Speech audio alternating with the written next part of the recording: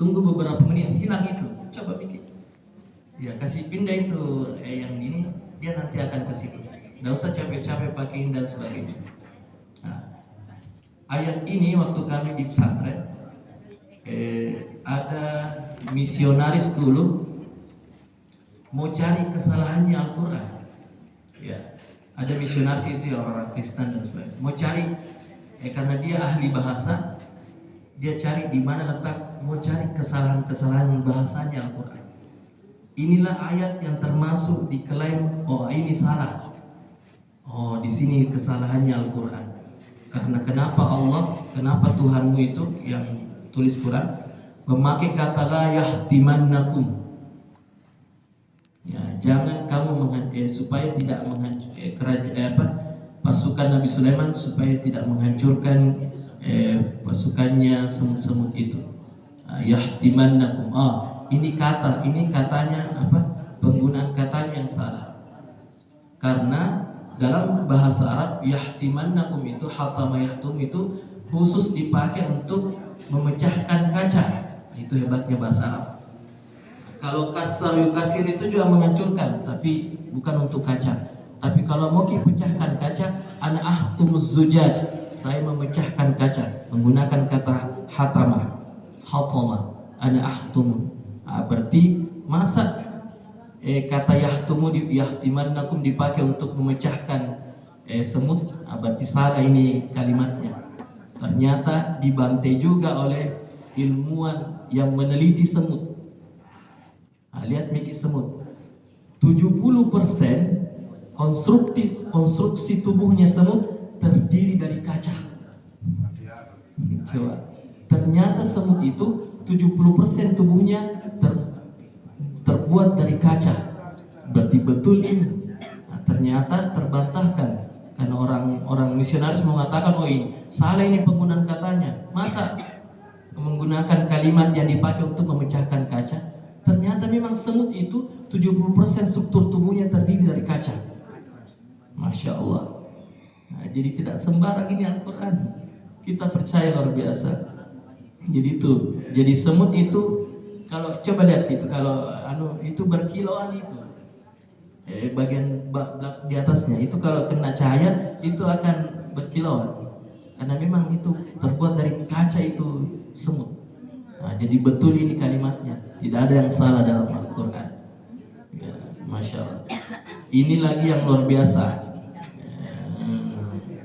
Di mana tadi itu ada Nabi Sulaiman minta dipindahkan itu kerajaannya Ratu Balkis. Kita sambil baca ini luar biasa. Luar biasa kita ketika membaca Al-Quran, kita tahu arti dan terjemahnya, kita sambil luar biasa ini. Jadi tadi itu saya sambil membaca sambil Masya Allah. Ini ada di ayat 39 disebut Ifrit. Ifrit itu bosnya jin. Jin Ifrit, bosnya jin. Tetapi anak buahnya juga Nabi Sulaiman. Nabi Sulaiman itu sangat kaya, tetapi lebih hebat lagi bapaknya. Nabi siapa? Nabi Daud, yang diberi kehebatan, yang bisa melunakkan besi. Ini yang luar biasa. Kita belum dapat surah Al-Hadid ya? Belum ya? Nanti kalau kita sudah dapat Al-Hadid, inilah material besi ternyata tidak ditemukan di bumi. Besi itu diturunkan dari surga, bukan dari bumi itu besi, bukan. Ada yang teliti kenapa tidak ada struktur buminya ini besi, ternyata memang diturunkan oleh Allah. Ada surah Al-Hadid nanti kita lihat. Ini di sini dijelaskan ayat 39. Qala Ifrit, berkata Ifrit dari jin, ana atika bihi. Karena tadi permintaannya Nabi Sulaiman, siapa dari pasukanku yang bisa pindahkan kerajaan Ratu Balkis di negeri Sabah, jauhnya mungkin sebulan perjalanan, kasih pindah itu kerajaan di depan kerajaanku. Hebatnya Nabi Sulaiman. Langsung Ifrit berkata, ana atika bihi. Ini tadi ana atika bihi qabla an taquma min maqami. Saya mendatangkan kerajaan itu sebelum engkau berdiri min maqami, dari tempat berdudukmu wahai Nabi Sulaiman. Oh itu hebatnya jin Ifrit. Kasih sebelum engkau berdiri dari tempat dudukmu, saya sudah bisa pindahkan itu kerajaan Ratu Balkis. Tapi apa kata Nabi Sulaiman? Wa inni alaihi laqawiyyun amin. Ini dijelaskan, adakah yang lebih kuat daripada Ifrit yang bisa lebih cepat? Meminta lagi Nabi Sulaiman. Langsung di sini luar biasa. Qala allazi 'indahu 'ilmun minal kitab. Berkata ada orang di situ ahli ilmun, 'indahu 'ilmun, memiliki ilmu.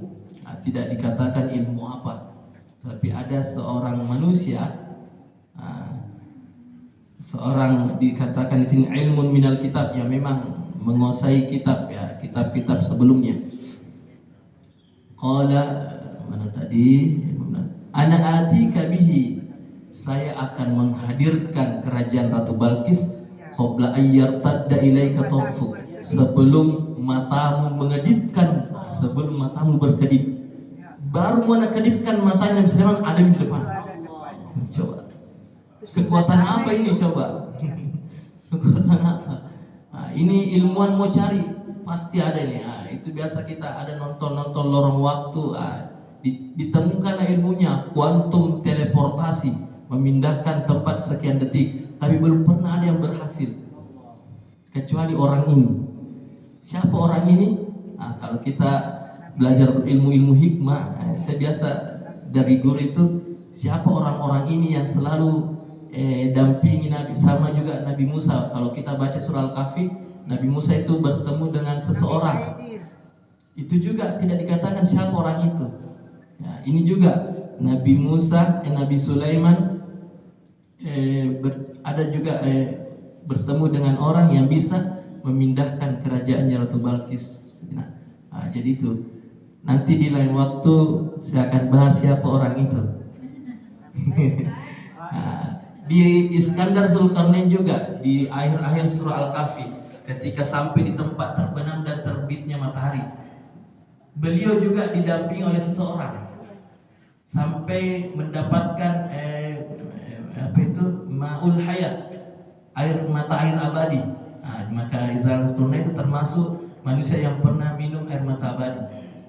Di belakangnya Gunung Qaf, gunung terbesar sejagat raya. Nah, kalau gunung terbesar kan Gunung Everest. Kalau Gunung Everest terbesar di pegunungan Himalaya, tapi ada gunung terbesar. Nah, itu katanya Gunung Qaf.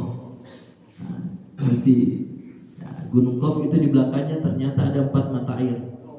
2 itu mengalir ke dunia, 2-nya lagi masuk ke surga. Nah, nanti disambung, nanti dibahas. Oke, terima kasih. Insyaallah. Ya, ada